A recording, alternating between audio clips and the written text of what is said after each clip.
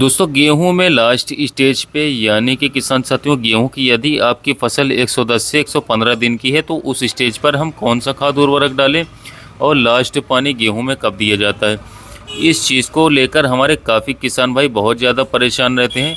दोस्तों मैं आपको बता दूं, यदि आपकी गेहूं की फसल 110 या 115 दिन की है और गेहूं की फसल में जो है बालियों में दाना भराव वाली अवस्था है, मतलब दाने भर रहे हैं, या फिर बोल सकते हैं मिल्किंग स्टेज पर हमारी गेहूं की फसल है, उस स्टेज पे जो है आपको कौन कौन सी बातों का विशेष ध्यान रखना है वो भी हम जानेंगे। इससे पहले जब हमारी गेहूं की फसल में 50-60% बालियाँ निकल चुकी थी, उस स्टेज पे हमने NPK 0-34 का छिड़काव किया था। इसके बाद किसान साथियों जब पूरी तरीके से बालियाँ निकल गई थी, उस समय पर हमने NPK 0050 का छिड़काव किया था।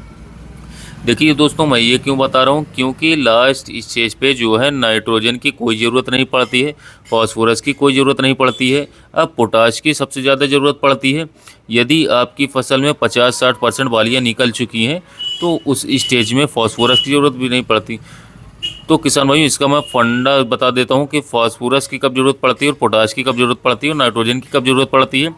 क्योंकि ऐसा मैं बता दूंगा कि आपको भाई 0050 छिड़काव करना है 110-15 दिन में, और ये बोल करके चला जाऊंगा, आपको अभी तो समझ आ जाएगा कि हाँ भैया 110 से 115 दिन का बोला था तो हम 0050 का छिड़काव कर देते हैं।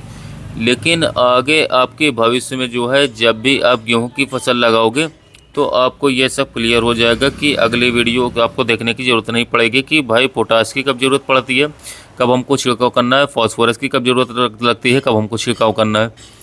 देखिए दोस्तों लास्ट स्टेज पे मैं पोटाश का क्यों बोल रहा हूँ, क्योंकि यहाँ पे जो आप झंडा पत्ती देख रहे होते हैं, यहाँ पर जो भोजन बनता है, प्रोटीन का जो निर्माण होता है, गेहूं में ग्लूटीन प्रोटीन पाई जाती है।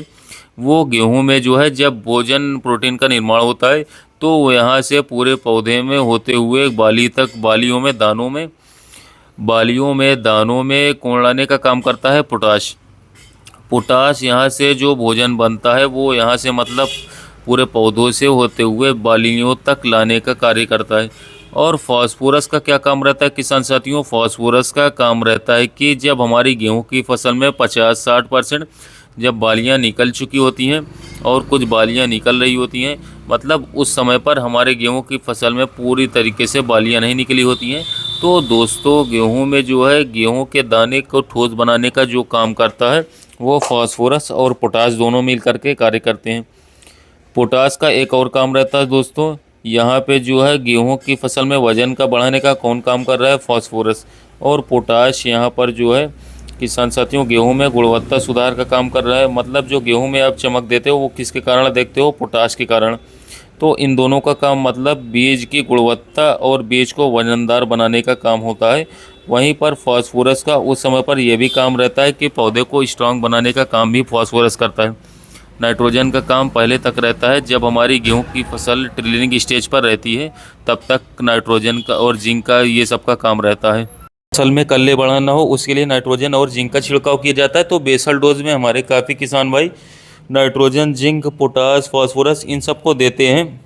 इसके बाद हमको फास्फोरस और पोटास का कब छिड़काव करना है, किसी भी कंडीशन में यदि आपने पोटास का छिड़काव नहीं किया है, मतलब आप जो है किसी भी कारणवश पोटास का छिड़काव नहीं कर पाए हैं और यदि आपकी गेहूं की फसल 110 या 115 दिन की है तो आप अभी पोटास का छिड़काव कर सकते हो।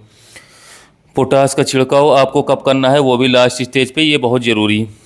और इसके साथ ही आपको खेत में नमी रखना है, नमी लगातार आपको बनाए रखना है। अब ये नमी क्यों रखना है दोस्तों, क्योंकि आप देखते होंगे कि मार्च में जो गर्मी बढ़ जाती है और गर्मी कहीं ना कहीं हमारी गेहूं की फसल में नुकसान करती। अब वो कैसे करती है, यदि हम लेट बुआई करते हैं और इस समय पर यदि हमारी गेहूं की फसल मिल्किंग स्टेज पर है तो कई बार आपने देखोगे कि गर्मी की वजह से यदि हम पानी नहीं निकाल पाते हैं या पानी में हम देरी कर देते हैं तो उस कंडीशन में हमारा जो गेहूं का पौधा है वो फंस जाता है। और यदि गेहूं का पौधा उकस जाता है तो वहाँ पर दानों का जो आकार है, दानों की जो गुणवत्ता है वो ख़राब हो जाती है। और यदि किसान साथियों इसी स्टेज पे लगातार जो उस कंडीशन में जो है गर्मी का ज़्यादा प्रभाव हमारी गेहूं की फसल में नहीं पड़ता है, इसलिए नमी का लगातार बनाए रखना है। नमी किसान साथियों आपको विशेष ध्यान रखना है। और यदि दोस्तों फंगस का इस समय पर काफ़ी ज़्यादा प्रकोप देखा जाता है, फंगस यानी कि येलो रस्ट जो है, जो कि बाद में देखा जाता है। अब इसके साथ ही बहुत सारे जो हैं फंगस आ जाते हैं गेहूं की फसल में। इसके लिए दोस्तों, यदि आपको ऐसा कुछ लग रहा है कि आपकी गेहूं की फसल में, क्योंकि जो है अधिकतर जो वैरायटी ऐसी हैं गेहूं की जो रोग प्रतिरोधक हैं, जिसमें रोग नहीं लगते हैं, चाहे वो फंगस जनित रोग हैं या फिर कोई सी भी रोग हैं, वो रोग प्रतिरोधक कुछ वैरायटी है मार्केट में। कुछ वैरायटी ऐसे भी है जो रोग प्रतिरोधक नहीं है, जिनमें रोग का प्रकोप देखा जाता है। आपको ऐसा कोई फंगस जनित रोग लग रहा है तो आप उस कंडीशन में जो है प्रोफेकोनाजोल या हेक्साकोनाजोल इसका छिड़काव कर सकते हो, क्योंकि दोस्तों आपको ज़्यादा हैवी फंगिसाइड लेने की ज़रूरत नहीं है। इस समय पर आप नॉर्मल कोई भी फंगिसाइड ले सकते हो। हेक्साकोनाजोल और ये प्रोपिकोनाजोल ये बेस्ट है, क्योंकि ऑलरेडी हमारे गेहूं की फसल में बहुत खर्च कर चुके होते हैं, अब और ज़्यादा नहीं करेंगे। तो इसके लिए सिंपली आप इन दोनों में से किसी एक का छिड़काव करवा सकते हो। ये आपका जो है जो भी फंगस जनित रोग लग रहा है उसको ख़त्म कर देगा। ज़्यादा हैवी फंगिसाइड लेने की कोई ज़रूरत नहीं। दोस्तों, अब बात करें तो एक बात ध्यान रखिए कि गेहूं में जो है समय समय पर यदि आप पानी देते हो, समय समय पर खाद उर्वरक देते हो, तो यकीन मानिए आप गेहूं की फसल से काफ़ी बढ़िया उत्पादन ले सकते हो। देखिए दोस्तों, जो लास्ट पानी जो दिया जाता है गेहूं में, वो लगभग 115 से 120 दिन में दिया जाता है।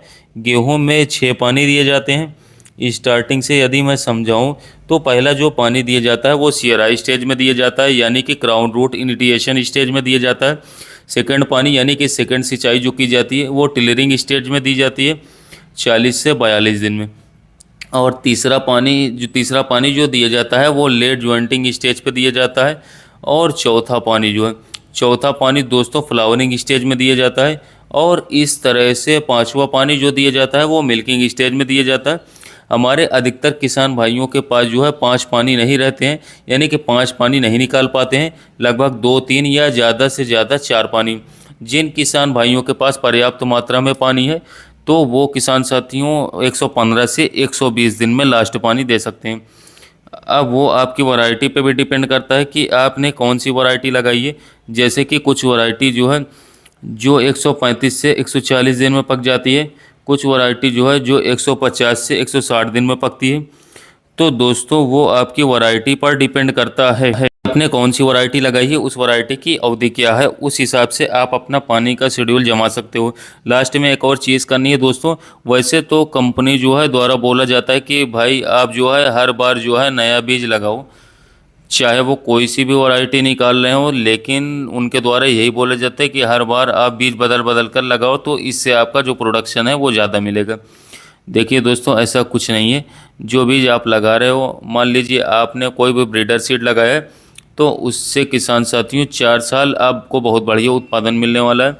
और यदि आपने एक बार सीड लगाए तो एक बार सीड से तो किसान साथियों बहुत 3 साल तक उत्पादन अच्छा मिलता है। F1 के बाद F2 बनेगा, C1 C2, यानी कि F1 भी 3 साल निकाल कर दे देगा, यानी कि 4-5 साल तक बहुत बढ़िया चलेगा। यदि ब्रीडर सीड आपने लगाए और F1 यानी कि फाउंडेशन सीड आपने लगाए तो वो 2-3 साल तक आपका बहुत बढ़िया उत्पादन देने वाला है। कंपनी वालों का काम है उनको बीज बेचना है, जो बना रहे हैं उनको कहीं तो बेचेंगे ही। यही आपने इस बार ब्रीडर सीड लगाए तो उसका ही बीज बना लीजिए। देखिए दोस्तों, बीज बनाना बहुत इजी है। आप जो है क्या करोगे, जैसे कि आपने अपने खेत में विजिट करना, खेत में जाना और वहाँ पे देखना कि कोई लंबी बाल तो नहीं है। यानी कि आप देख पा रहे हो कि कुछ कुछ ऊंची बालियाँ आपको दिखाई दे रही होंगी, मतलब हाइट में जो लंबी बाल दिखती है, यानी कि लंबी बालियाँ दिखती हैं। जो हमने मतलब वैरायटी लगाई है वो एकदम समतल रहनी चाहिए, एक बराबर रहनी चाहिए। और उससे ऊपर यदि कोई सी बाली जा रही तो उसको काट दो।